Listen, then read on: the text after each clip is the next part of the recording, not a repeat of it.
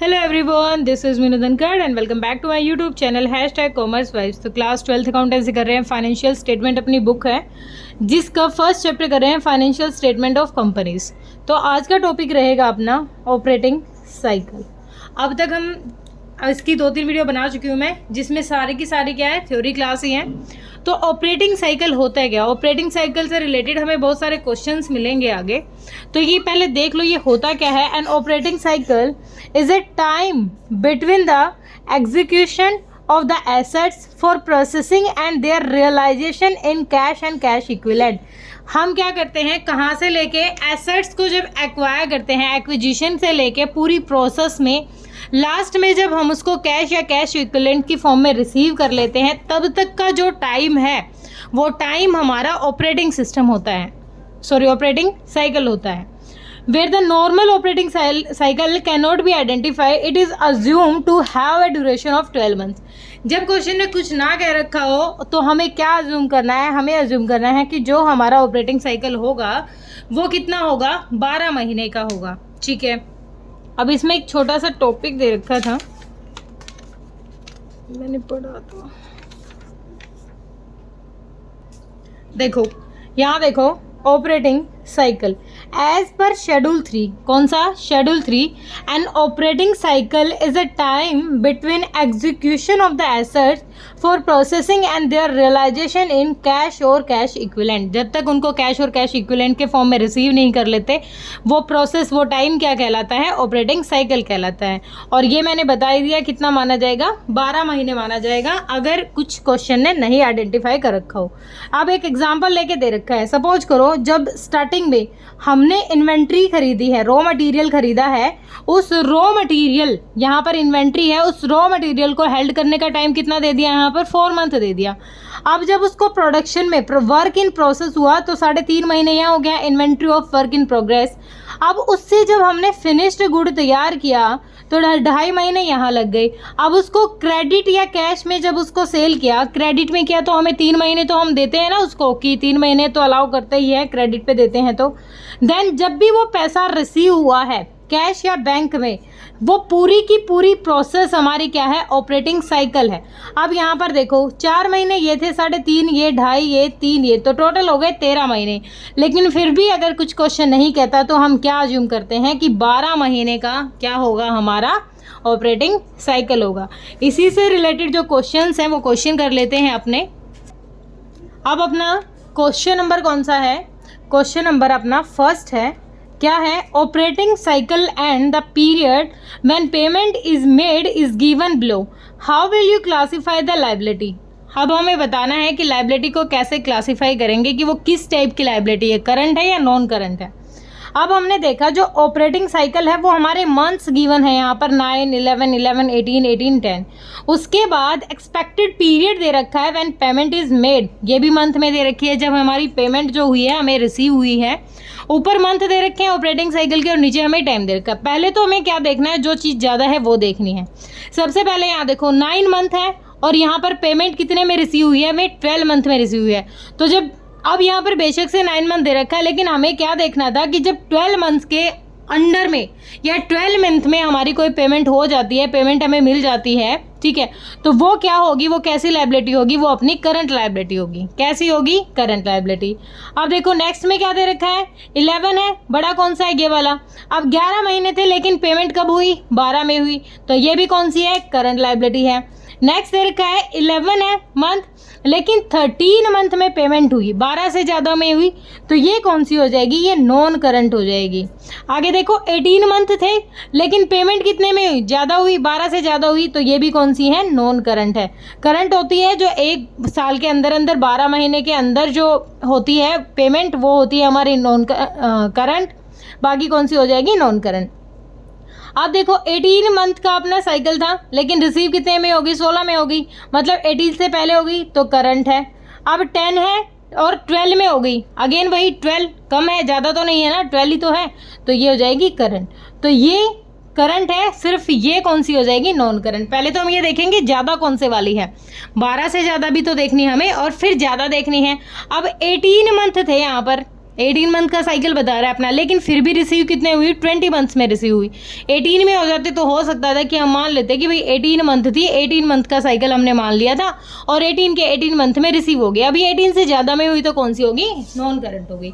ठीक है, क्लियर हुआ होगा। अब आगे देखते हैं, इसी की हिंट भी दे रखी है हमें, यहाँ हिंट भी दे रखी है यहाँ पर, a liability will be treated as a current if payment is made within 12 months. अगर कोई लाइबिलिटी कितने में, 12 मंथ के अंदर कवर की जाती है तो वो क्या मानी जाएगी, करंट मानी जाएगी। सेकंड हमें क्वेश्चन दे रखा है, state the major head. Major head बताना है। अब हमने पढ़े थे ना मेजर हेड, सब हेड, ये कैपिटल जब मैंने बैलेंस शीट बनाई थी वहां पर बताया था आपको। स्टेट द मेजर हेड और line item under which the item appearing on the equity and liability side of the company's balance sheet are classified. अब हमें क्या क्या बताना है, हमें बताना है कि जो इक्विटी और लायबिलिटी में मेजर हेड बताने हैं कौन कौन से हैं। तो एक बार मैं नोटबुक ले लेती हूँ, एक सेकेंड।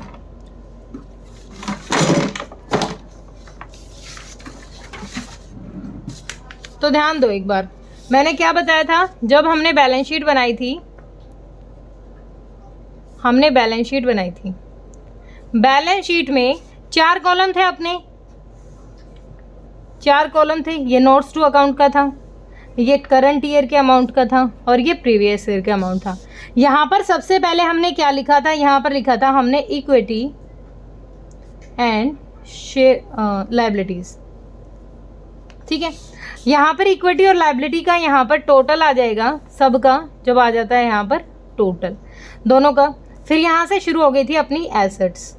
ठीक है, सेम एसेट्स का भी यहाँ पर करेंगे, टोटल हो जाएगा और दोनों का टोटल क्या आना था अपना, इक्वल होना था। ठीक है, यहाँ पर मेजर हेड की बात कर रहा है तो यहाँ पर हमने देखा था 2 इक्विटी के थे और 2 लायबिलिटी के थे। इक्विटी का कौन सा था, इक्विटी का पहले वाला कौन सा था, इक्विटी का पहला था हमारा share holder fund, share holders fund. अब शेयर होल्डर फंड्स में अपना क्या आ गया था, कैपिटल आ गया था, शेयर कैपिटल आ गया था, रिजर्व एंड सरप्लस आ गया था। ठीक है, ये उसकी सब हेडिंग थी, लेकिन अभी क्वेश्चन हमें सिर्फ मेन हेड पूछ रहा है तो इसकी सब हेड थी 3।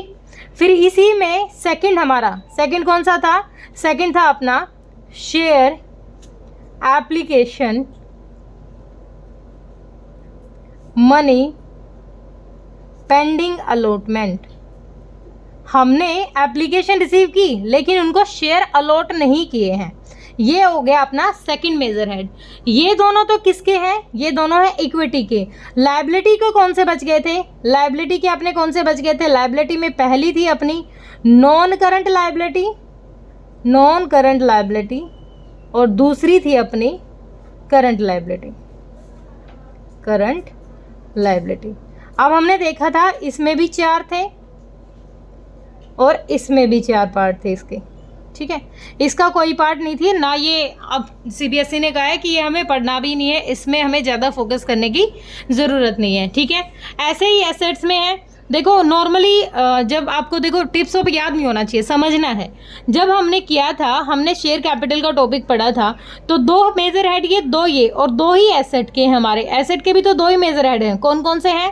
फर्स्ट वन इज कौन सी आई थी हमारी, non current assets, non current assets, और सेकंड कौन सी थी अपनी करंट एसेट्स। तो टोटल 6 मेजर हेड हैं अपने, मेजर हेड्स हैं, मेजर हेडिंग्स हैं, उन्हीं के अंडर जो आएंगे वो हम पढ़ेंगे। ठीक है, क्लियर हुआ ये।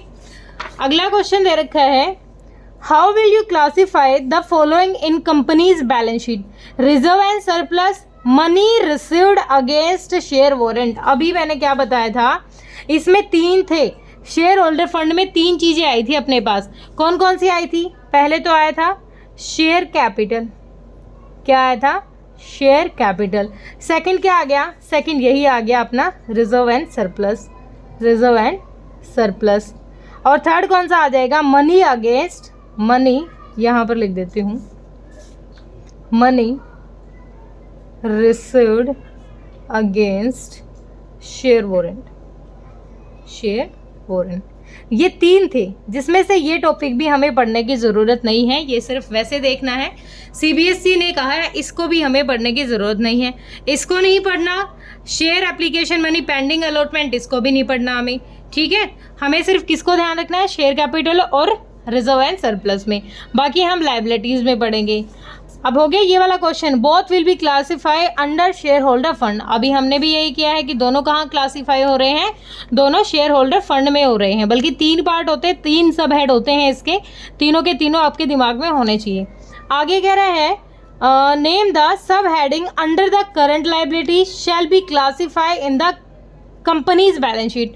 अब करंट लाइबिलिटीज, लाइबिलिटी के 2 मेजर हेड थे, नॉन करंट और करंट। करंट के मैंने कितने बताए थे, 4 बताए थे।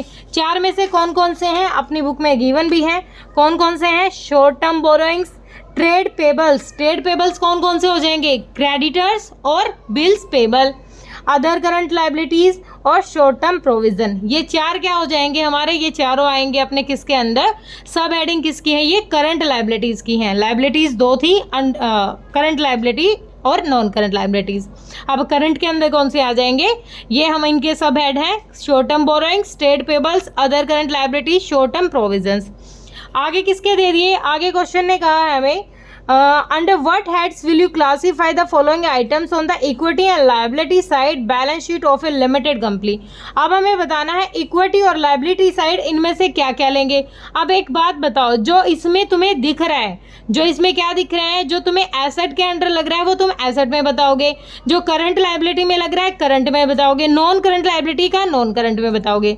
ठीक है, अभी हमें क्या बताना है, करंट लाइबिलिटी बतानी है। क्या बतानी है, करंट लाइबिलिटी और नॉन करंट लाइबिलिटी। इक्विटी का पार्ट भी देख लेंगे, इक्विटी का मुझे कुछ इसमें दिख नहीं रहा है। ठीक है, तो इसके आंसर वैसे गिवन भी है, अनक्लेम्ड डिविडेंड। क्या है ये, करंट लाइबिलिटी है अंडर अदर करंट लाइबिलिटी। अब ये तो मुझे बताने की जरूरत नहीं है कि ये किसके अंडर आता है। ठीक है, ये कैसी है, हमारी करंट लाइबिलिटी है।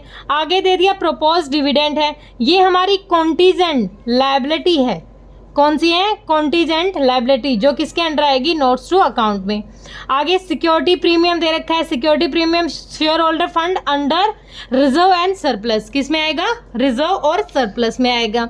उसके बाद ये सेम ऐसे ही है, इसमें आंसर दे रखा है तो मुझे बताने की ज़रूरत नहीं पड़ेगी यहाँ पर। इसके लिए मैंने आपको बताया था, बिल्कुल अच्छे से एक्सप्लेनेशन नोट्स हमें दे रखे हैं। अभी मैं दिखा भी देती हूँ दोबारा से, चलो दिखाऊंगी नहीं, पिछली वीडियो में मैंने बता दिया था। एक्सप्लेनेशन नोट्स दे रखे हैं, CBSE की साइड से आए हैं, अच्छे से आपको वो पढ़ना है कि किस मेजर के हेड के अंडर कौन सा सब हेड है और किस सब हेड के अंडर कौन सा पार्ट आता है। ठीक है, होप क्लियर हुआ होगा। अपने 5 क्वेश्चन यहाँ पर कंप्लीट हो गए हैं, आगे 6 क्वेश्चन के लिए अगली वीडियो बनाएंगे। थैंक यू सो मच बेटा।